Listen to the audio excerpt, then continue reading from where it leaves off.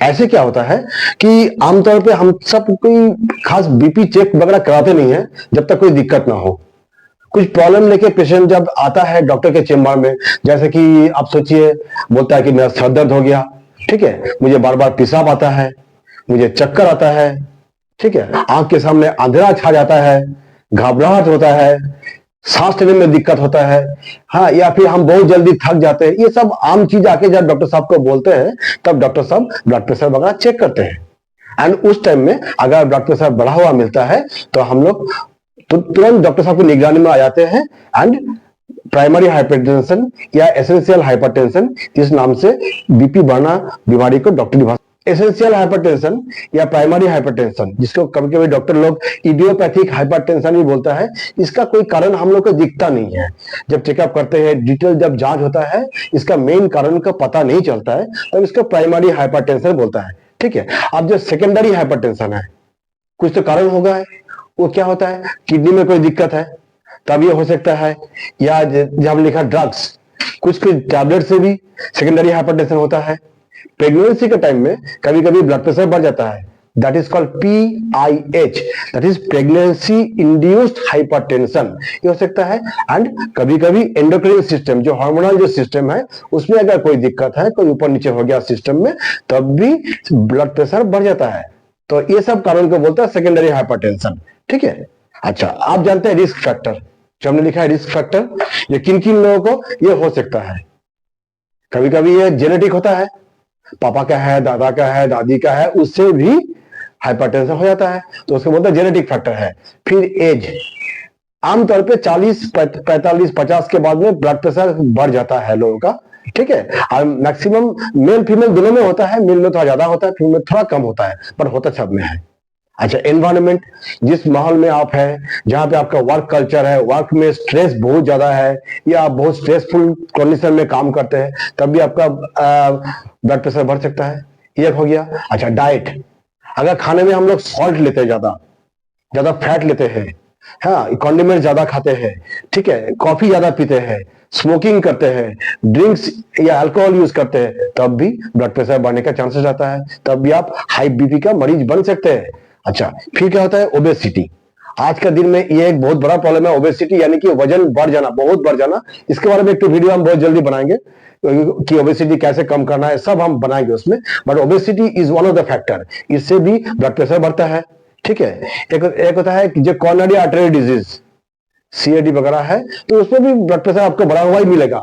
और एक होता है हार्मोनल फैक्टर, जो अभी हम थोड़ी देर पहले बोल रहे थे कि हार्मोनल फैक्टर एंडोक्राइन डिजीज, उसके लिए भी कभी कभी ब्लड प्रेशर बढ़ता है। जैसे आपका जो किडनी के ऊपर जो एड्रेनरी ग्लैंड है, उसके ऊपर अगर ट्यूमर हो जाता है, उसके ऊपर ट्यूमर होने से क्या होता है, ब्लड प्रेशर बढ़ने का चांस रहता है। ठीक है, अच्छा, अब साइंस एंड सिम्टम्स, जो मैंने पहले बताया, यहाँ पे जो हम बताए थे कि पेशेंट क्या करेगा, पेशेंट ये सब दिक्कत लेके आएगा, जैसे मेरा घबराहट हो रहा है, ठीक है, मेरा बार बार पेशाब होता है, मेरा सर में दर्द हो रहा है, ठीक है, मेरा बहुत जल्दी हम थक जाते हैं, जो प्रॉब्लम्स अभी हमने बताया है, ये सब प्रॉब्लम्स लेके पेशेंट आएगा। तब जैसे ब्लड प्रेशर चेक किया जाएगा, उनका ब्लड प्रेशर बढ़ा हुआ मिलेगा। साइंस एंड सिम्टम्स में ये आ गया।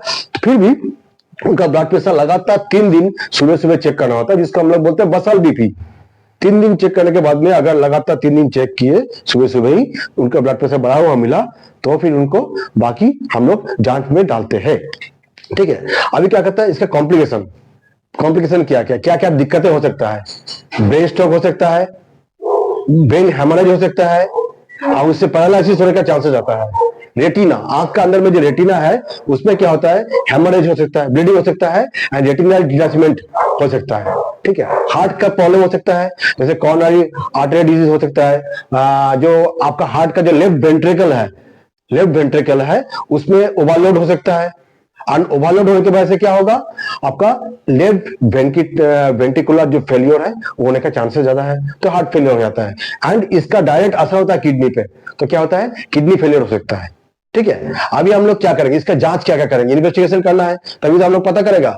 तो क्या होता है, पहले रूटीन ब्लड टेस्ट करेंगे, मैंने यहाँ पे कुछ लिख के रखा, शायद कहीं पे लिखा था, रूटीन ब्लड टेस्ट करेंगे, यूरिन टेस्ट करेंगे, एक्सरे चेस्ट करेंगे हार्ट साइज पता करने के लिए। ठीक है, फिर आपका ब्लड का बायोकेमिस्ट्री चेक करेंगे, total serum urea, uric acid, cholesterol, creatinine, lipid profile, ये सब चेक करेंगे। चीनी, ब्लड में चीनी का मात्रा कितना है, शुगर, फास्टिंग पीपी दोनों चेक करेंगे। और एक तो हार्मोनल ऐसा चेक करना होता है ताकि उसका थायरोटॉक्सिकोसिस तो है नहीं, जिसके कारण से भी ब्लड प्रेशर में ऑल्ट्रेशन मिलता है, ये भी इंपॉर्टेंट है। एट द सेम टाइम हम लोग अल्ट्रासाउंड करेंगे। अल्ट्रासाउंड में क्यों करेंगे अल्ट्रासाउंड? अल्ट्रासाउंड के अंदर, पेट का अंदर का जो हिस्सा है, किडनी हुआ, लीवर हुआ, कितने इफेक्टेड है अभी तक, कितने इफेक्टेड हो चुका है। किडनी के ऊपर जो ग्लैंड है, सुप्राएड्रेनल ग्लैंड, एड्रेनल ग्लैंड होता है, उसके अंदर में कोई ट्यूमर तो नहीं हो गया जिससे भी ब्लड प्रेशर बढ़ता है, ये सब चेक करेंगे। ठीक है, तो ये सब चेक करने से क्या होता है, हम लोग के अंदर का स्टेटस, ब्लड का स्टेटस, बायोकेमिस्ट्री सब कुछ मिल जाएगा। अब मिलने से क्या होगा, हम लोग उसको प्रॉपर ट्रीटमेंट की तरफ में डायरेक्शन दे सकते हैं। ठीक है, अब क्या है, मैनेजमेंट। ठीक है, इतना हो गया। अभी इसको चेक ठीक कैसे करना है, प्रॉब्लम का पता लग गया, प्रॉब्लम का कारण पता लग गया। अब आप लोगों का क्या करना है, प्रॉब्लम का ठीक भी करना है, उसके बारे में थोड़ा सा जानकारी बहुत जरूरी है। ठीक है, तो माइल्ड जो हाइपरटेंशन, जो हल्का फुल्का हाइपरटेंशन, जो हल्का सा बढ़ा हुआ है, 136/88, 136/90, आमतौर पे बीपी कितना नॉर्मल होता है, 120/80 नॉर्मल है, 10% deviation either side is okay. ठीक है, बट अगर 136/90 से ऊपर जा रहा है बीपी, अपर से भी लोअर से भी, तो वो हो गया माइल्ड हाइपरटेंशन। तो उसमें क्या है, क्या दवा के बगैर ही अगर लाइफस्टाइल मॉडिफिकेशन से आपका प्रॉब्लम ठीक हो जाता है, सबसे अच्छा है। तो करना क्या है, जो डाइट, सबसे पहले क्या है, salt free and fat free diet लेना है। चीनी कम और ये सॉरी नमक कम और फैट फ्री डाइट लेना है। स्मोकिंग अवॉइड करना है, ड्रिंकिंग अवॉइड करना है, कॉफी, चाय, ये सब तरह जितना हो सके कम करना है, ये अवॉइड करना है। डेली आपको वॉकिंग करना है 1.5 किलोमीटर पर डे। ठीक है, घर से 750 मीटर जाइए, 750 मीटर आइए, 1.5 किलोमीटर हो गया। बट स्पीड क्या होगा, सबसे इंपॉर्टेंट स्पीड आपका होगा 180 स्टेप्स पर मिनट।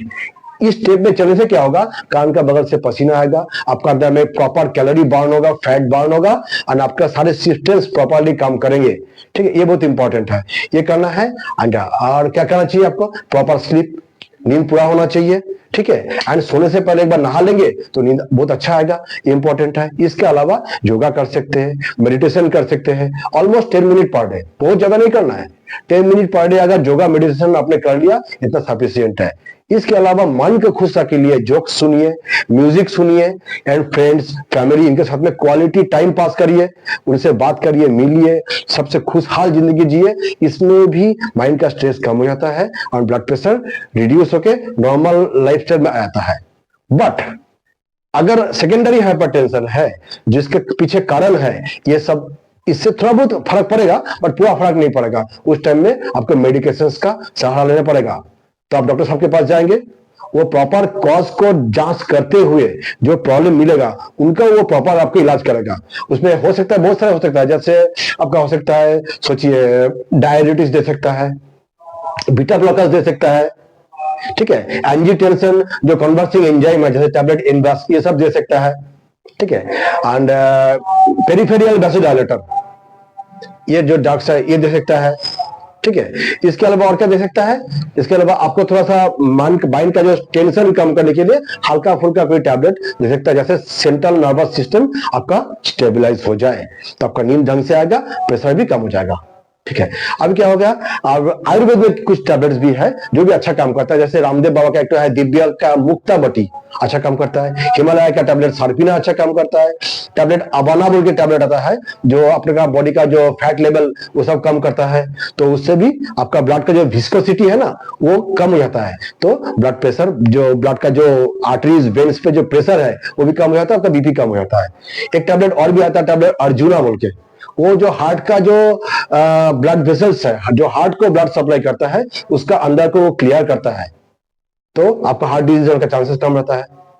ठीक है, तो ये सब, ये आपका टोटल एक मैंने आउटलाइन नॉलेज दिया है। तो बेसिकली हम ये कहना चाहेंगे, ब्लड प्रेशर जैसे आपको पता लगता है, डॉक्टर्स का साथ दीजिए, डॉक्टर के पास पहुंच जाइए, डॉक्टर साहब आपका प्रॉपर चेकअप करेगा, चेकअप करके आपको सही दिशा में आपके इलाज को बरकरार करेगा, आपके इलाज को डायरेक्ट करेगा। ठीक है, तब तक मिलते हैं अगले वीडियो में। जय हिंद, जय भारत।